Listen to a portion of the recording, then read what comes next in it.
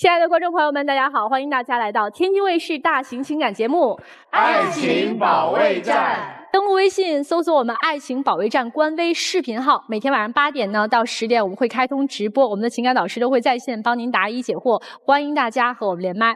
好，接下来我们一起来认识今天强大的情感疗愈团成员，欢迎大家。大家好，我是于波红。爱情是永无止境的，它不会因为走进婚姻而终止。大家好，我是作家陆琪。爱情是生活的科学，所以要好好生活，好好恋爱。大家好，我是莎娜。在婚姻生活当中呢，情绪价值抵万金，只有接得住对方的情绪，才能捧住彼此的心。Hello， 大家好，我是情感疗愈团的嘉宾木姐。在感情里面没有正确的选择，而是如何把你的选择做正确。大家好，我是曲伟。虚弱的人给出的爱呢是控制，而强大的人给出的爱是允许。好的，再一次欢迎各位老师。那接下来呢，我们一起来有请今天来到节目求助的2组嘉宾登场，欢迎他们。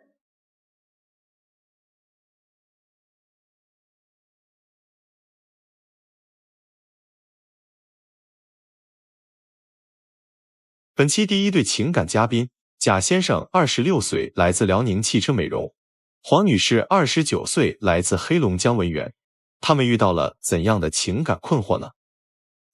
你为什么选择跟对方结婚？喜欢，没有别的原因，所以我俩不顾一切就结婚了。因为他踏实可靠，没有坏心眼儿呀，无不良嗜好，所以我啥也不图就嫁给他了。谁知道他婚后就变这样了。你觉得导致你俩现在状态的核心原因是什么？我觉得他就是小题大做，没事找事儿，让我压力太大了。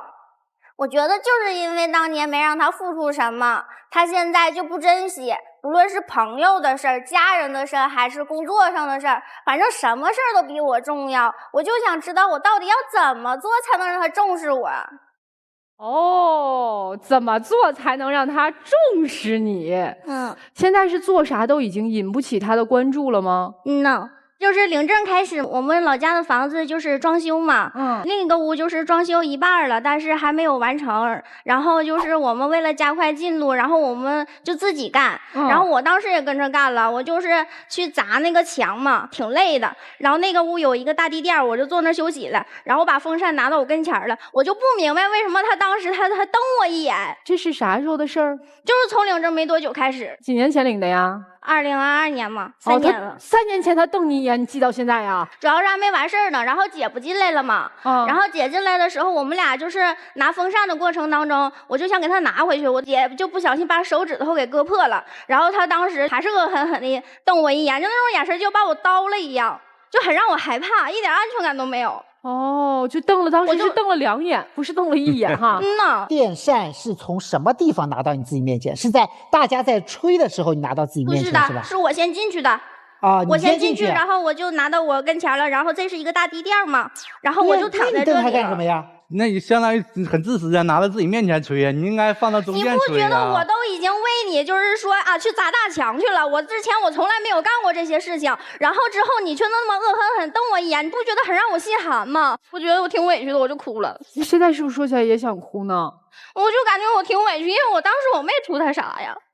就是没图啥，又觉得假亏了。我就觉得他挺实在，挺踏实的。你不图他人了吗？那也是图啥了呗。对呀。但是现在给我不了那种感觉了呀，让我现在变了，现在变了哈。再说了，我跟我朋友出去吃饭喝酒，你也得跟我耍脾气。为什么耍脾气？你不知道吗？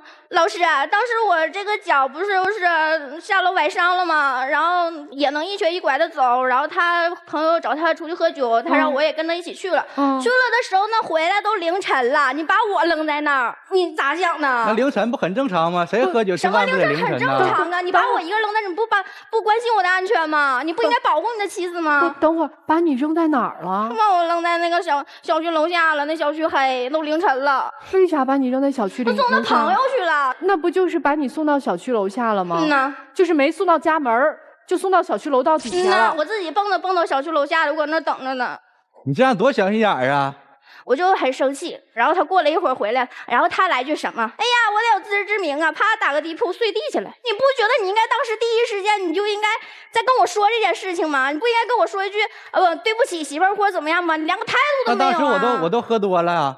你喝多了就是借口啊！他知道他今天跟你道歉，肯定你不会原谅他，对，所以他就干脆就最后一步我就直接执行了。啊，那倒也是。哎，姑娘，那你脚崴了，那么不舒服，你为啥还跟他去吃饭？你不应该在家休息吗？啊，我不放心。哦，那看来一直都是你保护他的哈。嗯呐，我当时气的点是什么？他送的是男同事。哦，他应该送女同事啊？不是，我的意思就是说，他一个男的，他不会出什么事的。你当时还说跟我说，就10多分钟，何止10多分钟啊？谁知道去送完男同事又去送谁了呢？对吧？所以你就得跟着他去吃饭，即使脚崴了也不在家休息哈。哎呦，真够操心的。那你说他那个谈恋爱的时候，他6年都一直是接你下班的是吗？一直都是啊。那领了证以后还接吗？哎呀妈呀！你说我凌晨下班，而且我都已经就是我也怕他，就是晚点来接我，我就提前跟他微信说了。结果你怎的了？这还说呢，我不就那个闹铃没忘定了吗？至于跟我俩吵一架吗？怎么就不至于啊？你怎么总是让别人拿的去保护你的媳妇儿啊？我已经是你媳妇儿，你一点保护欲都没有吗？他就是这样的。他没去接，谁保护你了？就是之前有一个顺道的，但我觉得那样不太好，因为我觉得我是他的妻子啊，他是我的老公啊，他不应该在第一时间他去保护我吗？对，他保护别的女生吗？他不保护别的女生啊。哦，那就行。但是他从来不拒绝别人女生对他的示好。就是我朋友的朋友嘛，然后我们一起出去玩嘛，然后当时那个车的后备箱不是有一些东西还没有拿完嘛，然后我那个朋友就想帮他。不能帮吗？对呀，不能帮他，他应该拒绝呀。为什么应该拒绝？结了婚之后就应该男女有别了，就是结了婚，别的女生要帮他也不可以，因为他要学会拒绝，因为我在旁边呢，你为什么要接受别人女生的示好呀？这下我明白他为什么不送你上楼，要送那个男同事了。那你这个事儿发生了之后，你怎么了？当时就跟他甩脸子生气了吗？甩脸子了啊！就类似这样的事儿还有吗？就是你觉得吃醋的？我不就从那个上夜班那不干了，然后跟他一起去干那个洗车了嘛。然后当时来了穿个挺性感的女的，她本来就是大工啊，然后我就是小工嘛。我那个女的，什么事都找她呀，都去让她去整这个整那个的。你这人就是小心眼儿啊！后备箱的收拾东西，人家夏天的时候穿的很少，不很正常吗？你至于这么那啥吗？吃醋吗？那我吃醋咋的了？我问个细节啊，就是人家穿怎么样，有你老公什么事儿？是你老公多看人家了，还是盯着眼睛拔不出来了？到底他做了什么？他没有，但是他应该拒绝，因为是我们2个人在干，就是收拾那些，他就主要是负责大的方面，他就是心存怀疑。然后但是小那方面不就是那人家明显就是说在用你啊，怎么样啊？你就是小的方面让我给他整不就完了吗？收拾后备箱的还用你呀？那你最后看着这个女生这样的行为不合适，觉得自己老公也没拒绝，你就又跟他生气了吗？然后回去开车的路上，我就跟他一直嘚啵这件事情，然后他当时他又发火了，他就说你当时你说个什么玩意儿？说我有病。而且当时我情绪也不是很激动，我就是说你要学会拒绝一下别人，拒绝一下别人女生对你的示好。那本来我都干一天活很累了，你看吗？当时我就说你就哄着我就好了，你为什么非得跟我杠呢？我就整不明白，然后我的情绪和脾气就上来了，然后当时我就砸玻璃了。砸玻璃，就是当时车窗的玻璃。当时我在开车的路上，他非得要下车。你用手砸玻璃？当时后来他车速加快了，我害怕，我就想下去溜达溜达。然后当时他靠到边了，他不开车门，我就还是砸到那门把手了。然后当时下车了，走了一段才发现那个就是手都划伤了。你一人回家的吗？当时都走一半了，然后我也不想接他电话了，因为我觉得，你看我都跟你一起干洗车了，你还对我这种态度，你就不能包容我一下？如果当时哄我的话，就没有后续那些事情了。每次发生都是这样，你哄我一下不就完了吗？你老激动啥呀？过后我没哄你吗？你哄啥呀？他根本就不是这些的。哄了不给你做顿饭了吗？那下次还这样，人家做顿饭，你还好意思说？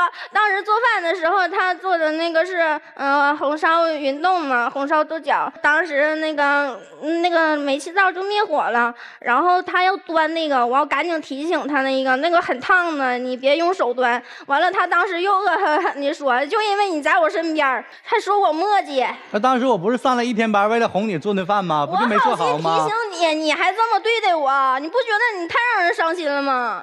我当时就要走，然后离家出走了。他不让我走嘛，他可能反正，但是我脾气在那儿了，我当时就是烦他了，就想自己出去嘛。不是那天你最后到底走没走？走了。走了，去哪儿了？趁他不注意，换件衣服走了，然后我就上酒店睡去了。当时给他拉黑了，好气人的。啊，然后就再也不联系他了，对吧？然后觉得这么第二天呢，想一想的时候也不是办法呀，然后就给他拉回来了呗。都和好了吗？和好了，和好，但是这件事情已经在我身上一刀又一刀的拉到一刀疤了。那咱俩就分开一段时间呗。他说分开一段时间是啥意思？离婚呐？我出国了。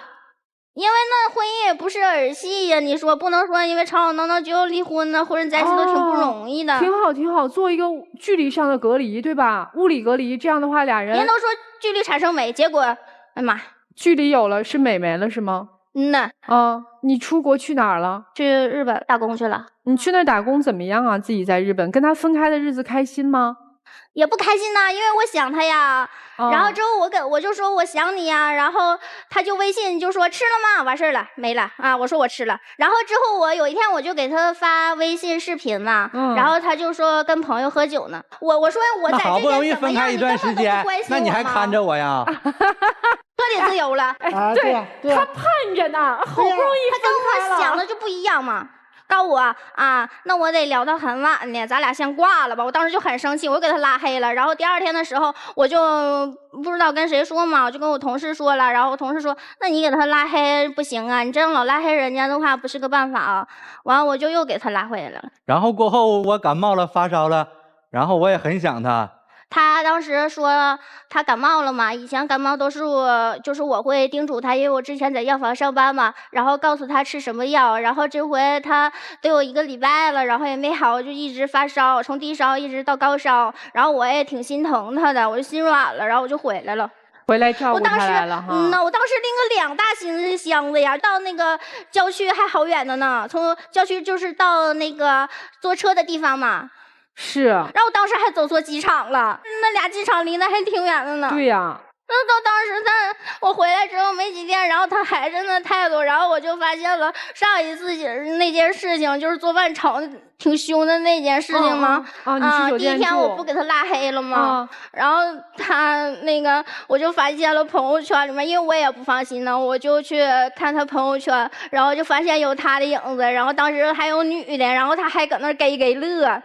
所以经过这一系列的事儿，回来之后发现这个人还是这样，就来到我们节目了，是吗？是的。你今儿来，你想让我们怎么帮你呢？就是想老师们帮我，就是说让他多在乎一下我的感受的呀，多关注我的，多关注我呀，多在乎我呀。这不还有那一件事，我回来之后嘛，当时不就是有2个石墩子嘛，然后骑电动车嘛，当时他都不会说啊，那个媳妇儿你小心点，或者你心疼我一下，说你把脚抬来。我当时我这脚都受伤了，我都别在那个石墩那个地方了。后边我没长眼睛，我着急骑电动车，我也关不知道，前面长眼睛了，你前面长眼睛了。然后我当时他有病的时候，我照顾他的时候，他还对我激闹，但就是给我的感觉就是我在他身边，我就像个老妈子一样，我去照顾你了。你当时我还给你就这么举着那个吊瓶回家的，然后我也知道你当时难受啊，那你也不至于跟我激怒啊。但是他也照顾你啊，你有照顾他吗？做家务吗？对呀，我也有偶尔做家务啊。接送6年呢。他咋做家务的嘛？都是我去督促他的呀。我说你问他有没有做？有没有做家务？有啊。有的很懒散的，只不过就是偶尔的呀，对吧？那就像你说的，那就像控制他一样，我也不想这个样子，我的心也会很累的。我希望他主动的就关心我的呀。所以姑娘，不在乎我的情绪的呀。所以姑娘，如果今天老师们跟你说，哎呦。给你分析完说你这婚算了吧，离吧。不行啊，老师，因为我们俩当时在一起到现在都挺不容易的，也有感动的事情嘛，所以就是今天来到那个电视台，然后想让你帮助我们俩，就是说让他能多在乎我一点嘛。所以就是前提是这样的，各位老师们啊，离是肯定不能离的，但是呢，我必须还得让他变成以前跟我谈恋爱时候的那个样子。对，行。你看这哭得稀里哗啦的，我们先来听听今天同样来求助的刘先生和高女士。哎呦，这个2位这个婚姻时间长了，而且年龄比你们大很多，像你们家孩子吗？对，差不多大吧，跟孩子。差不多。差不多哈，比你们孩子稍微大一点点啊。这要自己家姑娘就怎么办呢？怎么劝呀？我就会说，然后这个谈恋爱和结婚是完全不一样的。恋爱的时候就是你好我好，但是结婚以后啊，柴米油盐酱醋茶，这样就多了一些矛盾，就得相互理解相互包容，这样爱情这婚姻才走得长久。女方需要脾气改一改，男方是吧？他出去打一天工这么累，你也得体谅他一下啊。好，谢谢二位。那接下来咱们听听老师们的建议啊。确实，妻子很委屈，这个丈夫太不像话了。你看，你比他大3岁吧，明明是一块金砖，你把他当土砖，你把恋爱时的女友和现在婚姻当中的妻子完全不一样对待嘛。所以这一点真的要批评他。但是这位妻子，我刚才能够感受到，因为你当时不顾一切嫁给了这个男人，在感情上，在婚姻当中，你对他有很多的期许。我们说2个人相爱，心在一起了，但是脑子是无法在一起的呀。他不可能按照你说的就必须这么做，就必须那样做。他也有自己的思考，只要透出对你的爱就可以了。这就如同你在高铁站等飞机，等得再久也等不来你要的呀。所以呢，你就埋怨、委屈、发火、指责、咆哮。你们2个人在开车的过程当中，你突然情绪失控，砸玻璃，这是危害公共安全的，因为这是机动车啊。另外，妻子在埋怨，她对你的那份爱依然在。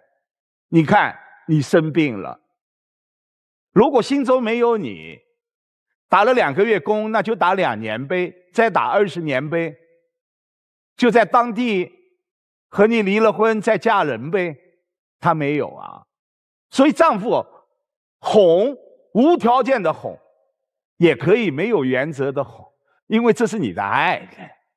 就像吵架，第一个退出的并不是说我没有道理，我错了，而是珍惜。因为她是妻子，在家里不同社会公共场合没问题的。一句话，爱情到婚姻，它依然需要双向奔赴。贾先生啊，我先给你做道题啊，把离婚和不离婚分成5个等级。第1个等级是必须离婚，第2个等级是可以离婚，第3个等级是可离可不离，第4个等级是不离婚，第5个等级是坚决不离婚。选哪个？坚决不离婚。你撒谎！你结完婚之后，你外面有人了，你有人了，你有谁了？你有你姐姐了，你有你同事了，你有你朋友了。你结婚之前怎么就没有他们呢？姑娘，对不对？是吧？你看我说到你心里去了。你结完婚之后，为什么外面会有这些人？是因为结婚证拿到了。当你是个外人的时候，他可以把心思都放在你的身上。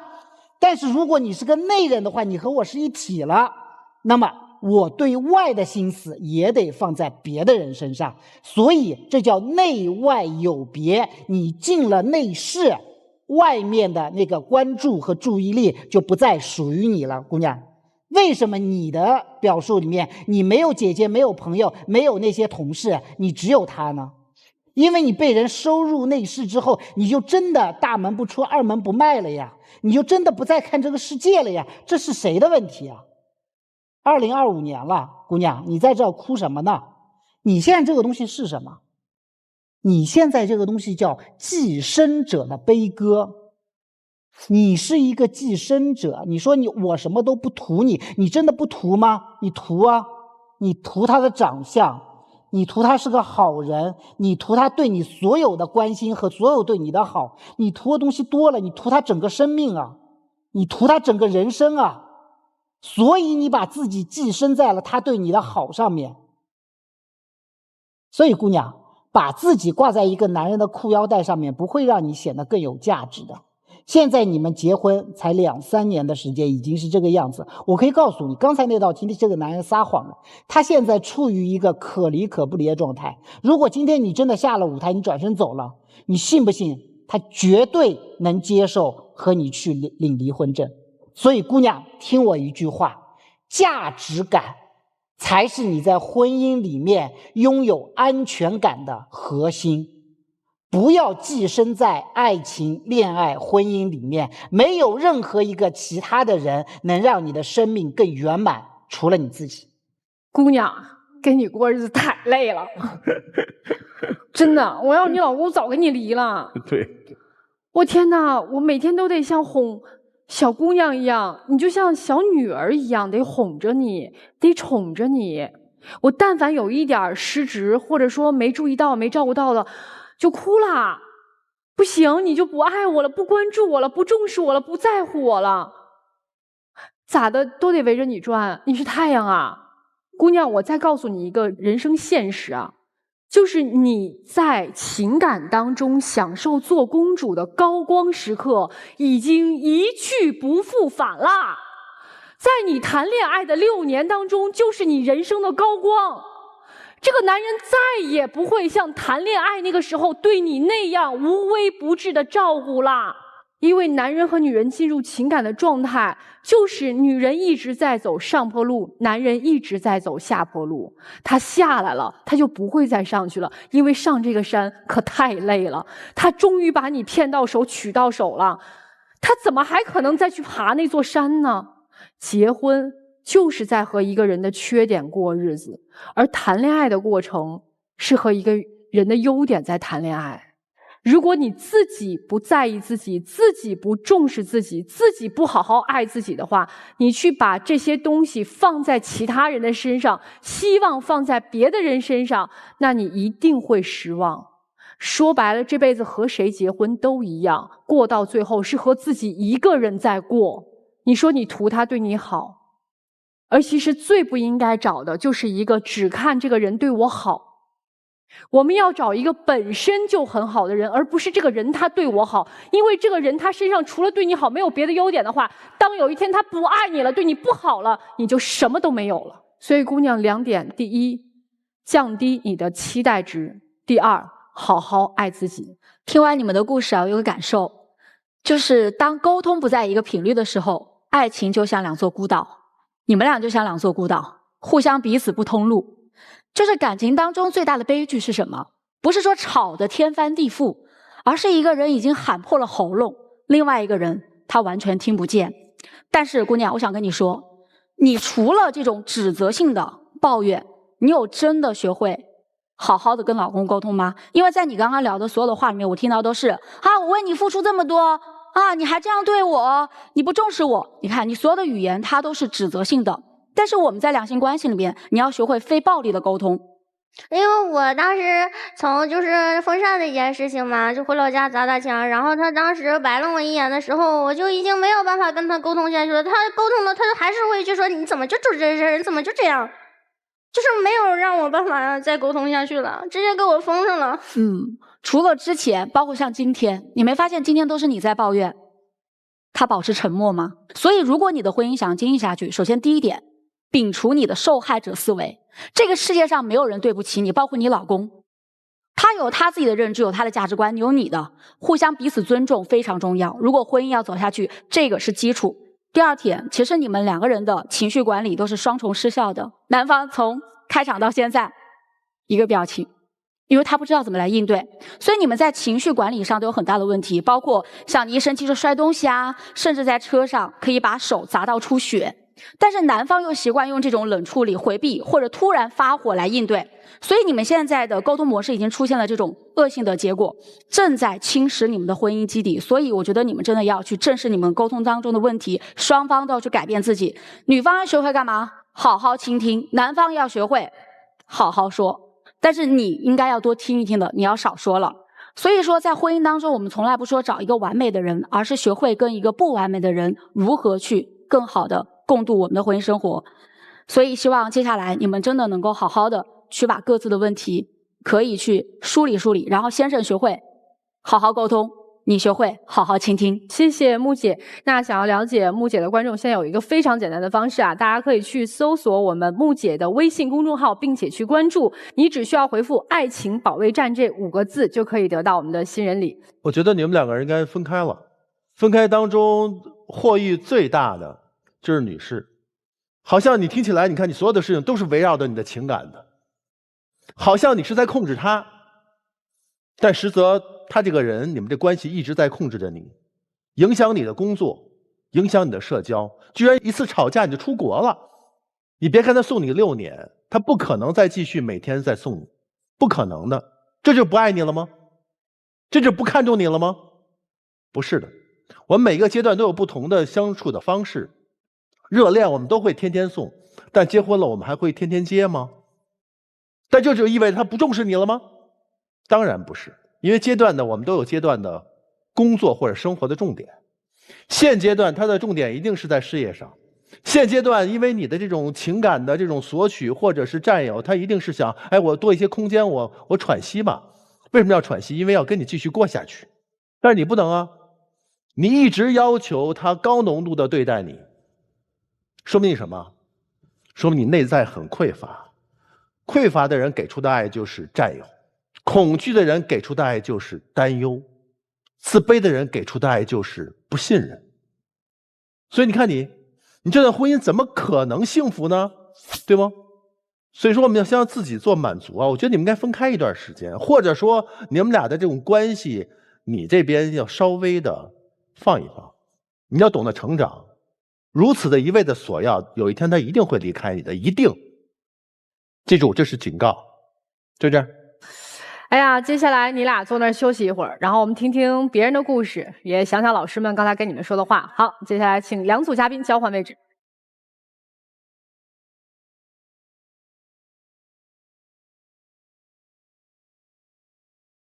本期第2对情感嘉宾，刘先生54岁，来自山东，个体；高女士55岁，来自山东，个体。他们遇到了怎样的感情问题呢？你最受不了对方哪点？喝点酒就吵架，最受不了这一点了。快30多年了，动不动就摔东西，现在是越来越过分了。我喝酒还不是因为他骗我，背着我投资好几十万都赔了，导致我压力这么大。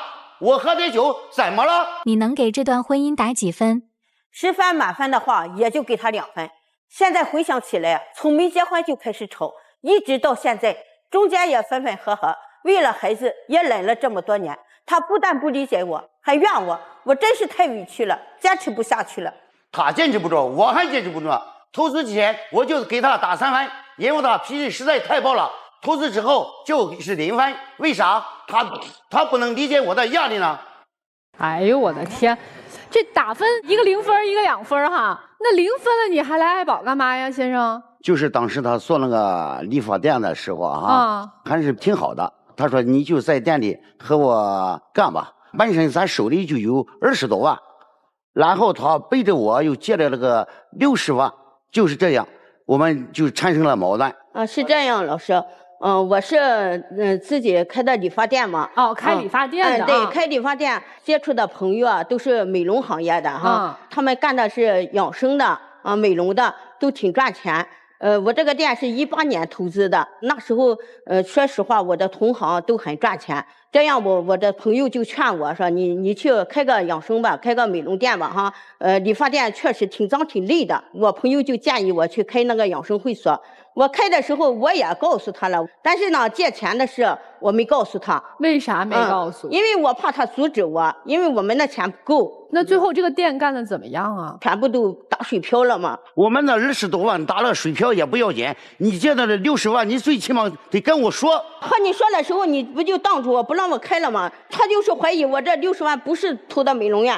他就是怀疑我这60万不知道是去哪里了。你想着进货单你也得给我，租了店面多少钱，进货多少钱，工资那个清单你得给我，是吧？什么都没有。不是没有，就是有些支出的时候，我看了一下，对了，我就把那单子扔了。他现在问我要，我就确实拿不出来了。80万赔了，咱差多少对不上呢？对不上有20-30万吧，将近30%的钱对不上，这是很大的问题。他就现在欠的这些债务是谁主力在还呢？我在还，我每天就是说打工，1个月挣着5000来块钱，5000来块钱嘛，我得还了3700，3700还有1000多块钱生活费，那就这样。你是现在不挣钱吗？我现在这个美容院不是关了吗？关了以后，我又把自己的那个小理发店开起来了。你刚才说现在就是你们俩最主要的矛盾，就因为这个事儿，然后每天吵，对吧？他就是压力大，喝点酒，然后一喝完酒就跟你吵架，吵得最凶的时候是啥样啊？哎呀，你不知道他吵得最凶的时候，他就把家里的东西全部摔了，我俩就动手了。动手了以后，我就给我借钱的这朋友家里躲着，他打听到了以后，他就去了。我朋友怕他在和我吵架，就和他说没在，结果他把人家那楼梯都给拧巴烂了。我为啥把他楼梯弄烂了？正因为你俩背着我去借那个钱，这不是骗我吗？你们这样的争吵大概频率是什么样的？我当投资失败以后啊，几乎是天天这样，还不止呢。我们到结婚之前就开始吵架，就开始结婚前。对。结婚前，我们那时候不是自建房吗？他家里穷，是靠我家里给他盖房子。因为他爸爸去世的早，他是弟兄5个嘛，我和他把房子建起来了。那他妈妈还相不中我，和我吵架。你说我都把房子给他建起来，他还吵架。这时候我不怨他嘛，我俩就吵。结婚前为什么要给他们家盖房子呀？他当时他就是看到我爸爸不是那个建安公司的嘛，他知道我爸爸有那个能力帮他盖房子，他就去追我了。他追我当时我不也是年轻气盛嘛，因为我爸爸也不同意。当时他去找我的时候，我爸爸就往外赶他的时候，他就拿起块东西来就扔到我爸爸脚底下。我爸爸为这个事，我们结婚的时候都不打发我，我跟着他努力吧，为了这件事，他就开始和我吵架。你爸这么不同意，你为什么还执意要跟他在一起呢？我现在我也是后悔啊。别说现在，当时是怎么了？那我当时不也是那好年轻哦，也是有点逆反心理。所以你当时不是因为看上他了，是因为跟自己爸爸置气，是吧？你越不同意，我越要跟他在一起。对，就是这样的。你们2个人就在一片反对声中结的婚呗。结婚了之后，那个时候他在干什么呀？他们家庭条件不好，你们家好，是不是都是你们家在补贴一些？对，那时候我结婚，我不是开了理发店，我这个理发店是我没结婚的时候我就自己做理发店的。那时候他的工作也不是很忙，因为他是干装修的。到了年底忙的时候啊，他就给我卷点头发。你说那时候都是靠我的手艺来赚。你帮忙是不假，你帮了点忙又不是手艺忙，不都是以我为主吗？你们在婚姻生活当中没结婚之前就吵，结了婚之后也一直在吵，为什么2个人在这么样的争吵之下都没分开呢？那时候我不是有时吵，我也去朋友家待几天。为啥我这朋友不让他见我？他呢就是去了以后就说好话，错了改了，就把我再叫回来。叫回来以后，那时候孩子也小嘛，我不也是为了孩子着想。但是呢，你说他帮我忙不要紧啊。你说我弟弟又买了一个货车，那时候他在我店里帮忙，也没有正式的工作，我就说他刚买了一个货车，你去帮忙吧。结果他去帮忙，帮了，然后才1个多月，又传出来他和我弟媳妇是不清不楚的。你说他这样，他对我，他对得起我吗？他跟你的弟媳妇？对。你当时是你叫我去，然后货源呢还得我跟他弟媳去找，然后他就怀疑我跟他弟媳有我不是怀疑你，有那个啥。我不是怀疑你，因为他2个人是我村里我的朋友，因为我在村里开的店。你有证据吗？因为他那个啥，他们都告诉我说你注意点，他经常拉着你弟媳妇出去。那我也不是为你弟弟啊，是吧？我妈妈也看到我也是上以后，你拉着我弟媳妇我也不去了，我也不干了，是吧？我们那时候不是个小棚吗？你还光来说。他就拉着他去那小棚里。别吵，就是说具体的事儿，什么事儿让你引起了怀疑？还是你只是听别人说？我妈妈也和我说，我弟媳妇还拉着她的手说上那小棚里去。什么叫小棚？我们农村不是有个专门做饭的叫小棚吗？做饭的地方叫小棚子。哎，你解释一下为什么要拉着他的手？当时我是这么，我就扎进了他一下，我说你赶紧做饭，我还得跟你老公去出车呢。我说，我就进了他一下，他就说他妈妈就跟他说，就是我拉他上那个小棚里去做饭了。明白了，对这一件事情，你没有实际的证据。我们做人，尤其是夫妻之间，我们要相信自己的眼睛，而不是别人的嘴。从那以后，我说你不是怀疑我吗？我也不去帮你弟弟了，叫他去自己去干吧，是吧？从那以后他不去了，就不了了之了。不了了之了。那个16年的时候啊，我一个姐姐干保险的，她就说我在店里又不忙，说你要不你去干那保险吧。到了保险公司不要紧，保险公司还和业务室的一个女的又好上了又。你就怀疑性特大，同事在一块说说笑笑是吧？这是正常。他有怀疑我，有什么确切证据吗？你看我们完成任务以后啊，哈，不就是有奖励吗？奖励出去泡温泉，他就不让我去，他去。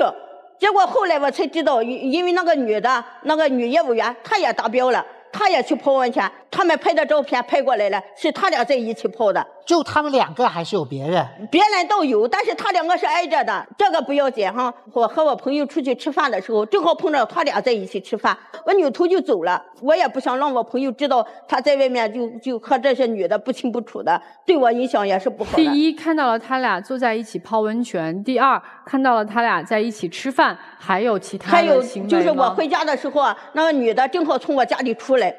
他就说他来拿点东西就走了，没有从家里出来，他是在楼下，他俩是碰到的。不是大姐说您是从哪儿看见他出来的？他从我车库里面出来的，但是这个进家门不进家门就只有他知道了。哦，那你又误导我们了，就是你没有看到这一个女性是从你们家里出来，所以就是在您心里面有这个刺儿，对你老公不信任。他就是不信任我，整天光怀疑我。所以你是不是借钱这事儿，也是因为对他不信任，所以你不想告诉他？对。哎，我好奇啊，你这个养生会馆如果赚了钱，我也不会告诉他啊，你也不会。哎，你们家是真的只有20万吗？嗯，对。你们家没有其他的积蓄了吗？没有了，因为他你不会是有积蓄不告诉他吧？没有，因为他不赚钱。因为你刚才那话一说出来啊，就感觉你们家还有钱，他不知道。没有了，因为我这理发店收入他都知道，他整天不是盯在店里吗？先生，我想问一下，你是不是对自己老婆也不太信任？我不是不信任他，这20万我知道啊，他又是背着我借了那60万，他为什么不告诉我这一块？所以今天来我们爱情保卫战解决的这个问题就是，男士就想得到个说法，你这60万为啥不告诉我？这第一。第二，到底花哪儿了？你让我对上账，我每个月我还钱，我还的清清楚楚、明明白白，是吧？这是您今天来这儿的诉求，对吧？对。来，那女士，您的诉求是什么？我就是他整天都是怀疑我，这个钱去哪里了，就怀疑我。好，你的诉求就是你别怀疑我了，第二就是你别再喝完酒跟我闹事儿了，对吧？对，您受不了闹事儿的这个事儿了啊。对。好，如果咱今天没谈妥。你们觉得这日子还能过下去吗？我觉得他就是成天的这叨叨我哈，成天就怀疑我，我也是为这个家着想，我这样我也受不了。说实话，我真的受不了。您就意思不过了是吗？对，不过了，这债谁还呀？我自己还。你自己有能力还吗？现在确实自己的能力做到了，所以呢就放在这儿了，所以说白了，这婚离了，您这债还不了，没办法，对吧？人可以不还了。我现在跟你还是因为我是你丈夫，只要是他不怀疑我，不翻那个旧账，这个钱我还是会给他还的。他要跟你离了婚，你还帮他还啊？他离了婚，这就说咱得考虑到孩子，他是孩子的妈，是吧？他容易是弄下这么多债务了，我不能眼看着叫他这么少，离了婚也帮着还是吧？对，哎，好嘞。接下来我们先来听今天一起来求助的贾先生和黄女士。他们俩要想还继续的话，就得互相多理解，然后多信任，互相多理解。然后就是大哥就是知道就是姐姐，然后特别在于男女界限这个问题的话，然后就是跟别的女的就是保持点界限。他那个自己有积蓄20万，也不是大风刮来的。然后你说瞒着丈夫自己借了60万，然后确实让人家猜忌。你要是跟丈夫去沟通的话，然后觉得你这个投资这个东西行的话，我感觉丈夫应该是很支持的。谢谢二位啊，接下来我们听听各位老师。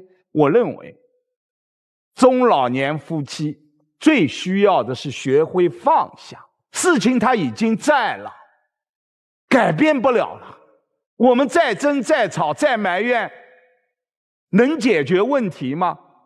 解决不了，反而是痛上加痛，让双方都进入了这个痛苦的循环当中，一点意义都没有。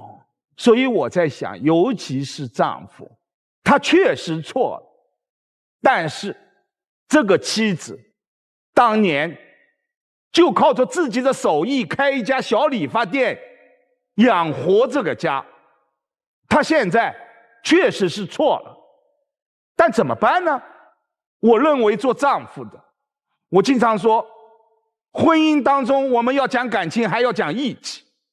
这个时候你就是义字当头，我照样在埋怨的同时拥抱你，我们大家一起来面对，大家一起扛，能从头再来的我们从头再来，不能从头再来的我们就不再来。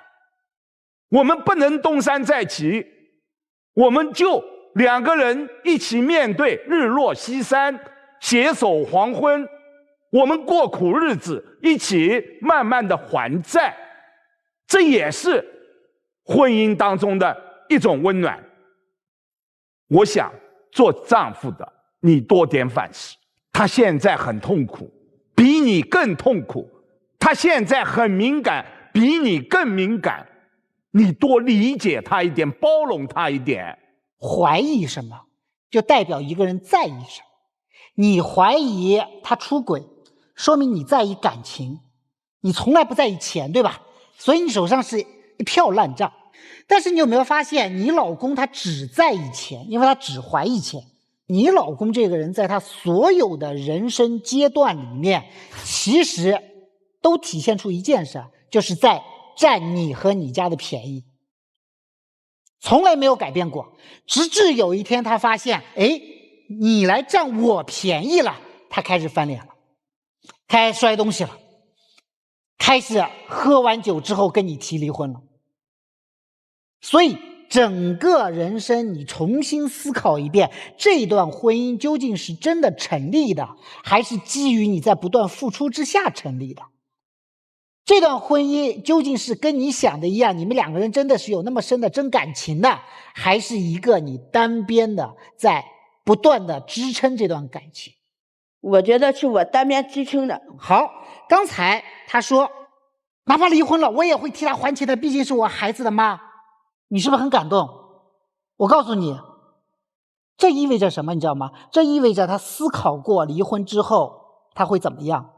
他刚才说的这个话意味着他其实是想过离婚这件事以及怎么处理的。他刚才跟你说这个话是在安你的心，让你放心的跟他离婚。好啊，你说离婚之后也会帮他还这笔钱的，借条重新签，你跟他一起签名。先生，你知道为什么我一眼能看透你？因为我知道你是什么人。你这一辈子为气活着，你活着做所有的事情都是为了一口气。你在任何场合说的那个话都不能把它当真。为什么？因为你这口气上来了，什么话你都敢说。这口回去一想，这口气没了，你什么事儿都不会做。所以女士啊，回去你让他签，看他这口气能顶多久。他要是回头又跟你来这个那个一套，又摔东西，老老实实离婚吧，梦也该醒了。这个事儿确实是你自己做的决定，该自己扛就得自己扛，咬着牙也要把它扛下来。你年轻时候没有吃过的苦，到这个时候吃苦也是应该的，但是这个苦你还吃得起。至于你，看你这口气还能顶多久。其实说实话，经济压力放在任何一个家庭来说，放在任何一对夫妻身上来说，他们都是情感的最大杀手。穷没钱，谁情绪能稳定？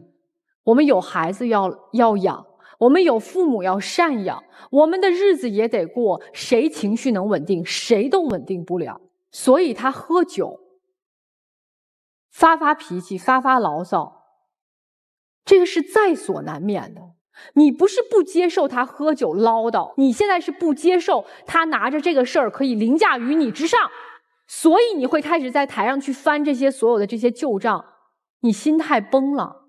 要我说，当发生了这么大事儿之后，我觉得你真不如你老公。他最起码现在每个月能保证赚到5000块钱，其中3700拿出去还债，而你在干嘛？夫妻2个人过这一辈子，一定会遇上各种各样的沟沟坎坎，一定会遇上各种各样的难题。你如果还用曾经的那样的心态去度过你们的婚姻的日子的话，我觉得那接下来你大概率可能你们俩就得崩。而你应该要调整自己的心态，积极努力去寻找第3条出路。你们2个人现在是战友啊，前面是那么大的敌人，我们俩得共同肩并肩携手作战啊！你们现在哪有心思去打、去吵、去闹啊？你们不一门心思去想我怎么把这60万还上啊？我得找各种各样挣钱的方式啊，研究研究这个，研究研究那个，我哪怕去跑外卖，送这个东西，我赚点是点。所以我觉得婚姻的生活遇到困难不可怕，最可怕的是2个人没有能力去共同克服这个困难，只能在原地徘徊翻旧账，只能在原地徘徊。我爱你，得告诉我你为什么要骗我呀？他就已经骗你了，先生，他就是瞒你了。我对不上账，就是对不上了。你天天一边干着一边骂着，你们俩现在没这个时间，已经50多了，身体也大不如从前了。哪天哐叽再来场病怎么办？所以现在啥也别说，闷头干吧。没时间没精力吵架，把吵架和埋怨对方那个精力放在自己怎么能从5000赚到8000，你怎么能把自己的理发店干得更火一点，实在不行理发店我再干份兼职去，这是你们现在人生的主题啊。33年的婚姻啊，本来应该像这个老酒一样越来越陈越来越香，但是今天我们听到的就是一地鸡毛。我觉得你们今天上咱们爱情保卫战也是希望能够听导师站在第3方的话，既然决定还要走下去，构建信任，坦诚相对，我到底对你有什么样的想法，对吧？我到底内心这么多年来我有什么样的苦闷，我觉得在今天这个台上大家也得到了一些化解，信任是基石。然后第2点呢，就是你们家庭经济的失衡，因为像刚结婚之后是大姐做理发店养家啊，那几年4、5年的收入都是大姐在支出。那在这种经济地位的不平衡的情况下，其实在传统观念下往往会给男士哈，我相信在这个家庭里面会不会有点压力？大哥，我确实也作为男人吧，花自己媳妇的钱确实是有亏。对，那你感谢过你媳妇吗？张嘴说过表达过吗？谢谢你媳妇儿，你辛苦了，不容易，说过吗？没说过。你看，所以嘴巴也要干嘛？甜一点，不要那么硬，是不是大哥？人的心只有一颗，它凉了很难再捂热。然后如果我们继续想走下去，大姐的心需要您来捂热。然后另外呢，现在的这个经济矛盾是您们最大的困境。既然这个事情已经发生了，也到今天了，前面3位老师也讲了，所以接下来就是2个人如何携手下去。毕竟年轻时候冲动不容易走到一起，人到中年想要继续走下去更不容易，所以彼此信任对方，敢于去信任，给出这些信任。我先给你，我不管今天你在台上说的多漂亮，我心里信不信任，我觉得你那个下去不会给我还钱，然后你不会怎么跟我签，不重要，但是我选择在这一刻我相信你，我们先给出去，我们能不能给对方看到改变？有的时候人与人之间的关系它就这样的互惠，我先选择善，我先选择相信，所以看见。我也希望你们能够上了我们的节目之后，还是能够坚定的选择彼此。人生不容易啊，大半过去了，后半生在前面的前半生经历过那么多风风雨雨，无论是吵也好，闹也好，经济也好，但是我相信未来的日子，如果只要2个人1+1一定是大于2的。好好走下去，加油！谢谢木姐。好，那想要更多的了解木姐的观众朋友呢，有一个非常简单的方式，大家可以去关注我们木姐的微信公众号，只要回复“爱情保卫战”5个字，就会得到我们的新人礼包。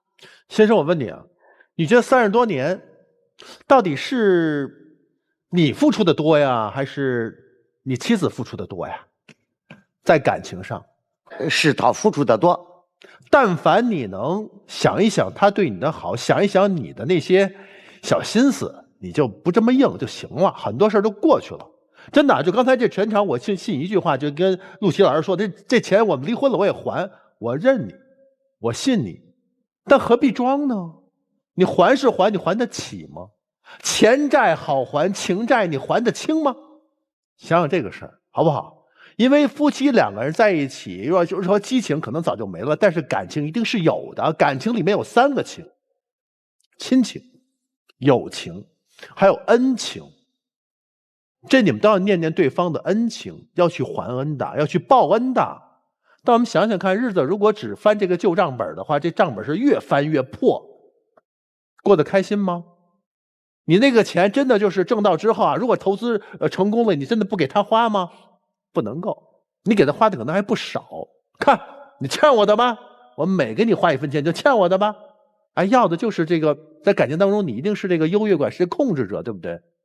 错了，我没有听出你老公在这么多年是靠你吃饭的，没有。他到现在这个位置，他还想说我帮你还没有问题，我信你也信。但咱为什么要抓着过去说不清楚的事情，咱耿耿于怀呢？你们之间没有我说的恩情吗？没有我说的亲情吗？有的，对，多看看那些吧。所以现在共同还债，我觉得恰是你们现在最需要做的事，因为目标是一致的，你们这心也是向一个方向使劲儿的，对不对？别再猜疑了，别再闹了。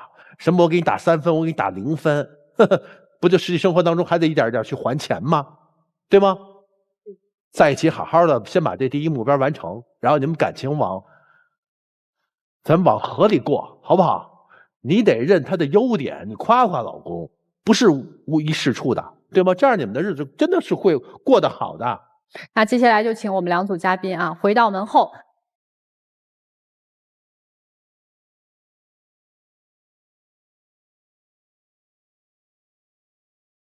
好，那我们揭晓第1组嘉宾的结果之前呢，要提醒一下电视机前的观众朋友们，欢迎大家登录优酷视频、腾讯视频收看节目的完整内容。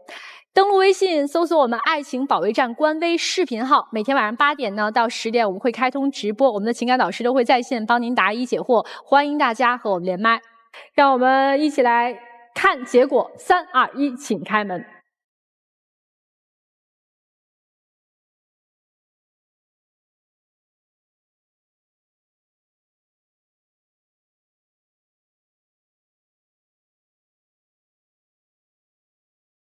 有啥想说的吗？放低自己的期望，然后把重心放在自己身上。男生呢？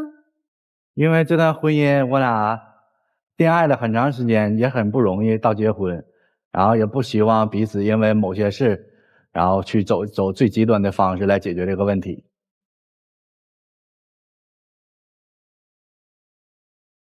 媳妇儿，我爱你。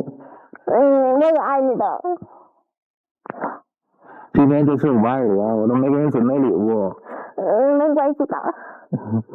回家后补给你吧。我会记得你的，好的。好了，请亮灯吧。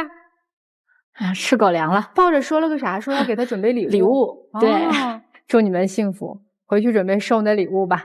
谢谢你们来到节目，谢谢，再见。来这边请。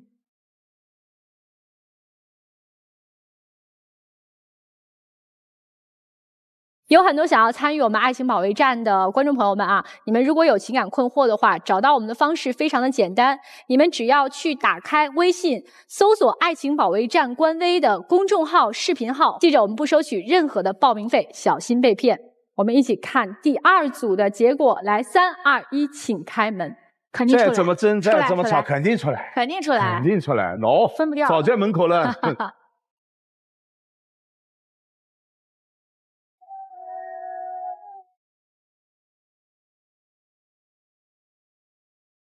哎呀，我是想听一听你们二位有什么想说的，因为分肯定是不可能在这个舞台上分掉的，但是这日子怎么过是你们自己的事儿啊。我们下去商量一下，我说你这是不给我翻旧账，你给我信任感，然后我就把这个钱咱俩去共同去还清了，是吧？啊，你不要去整天怀疑我这怀疑我那就行了，是吧？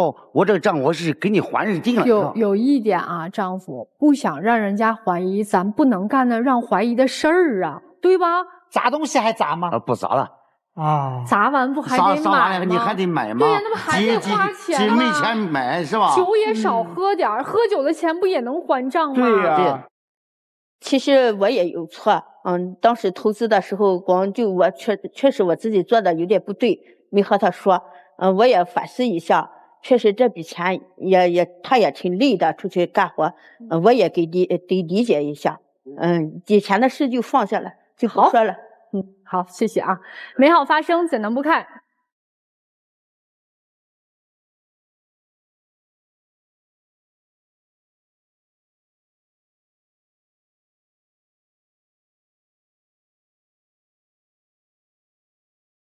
好，请亮灯。感谢你们来到我们的节目，谢谢你们，祝你们幸福。谢谢老师，谢谢老师，谢谢。来这边走。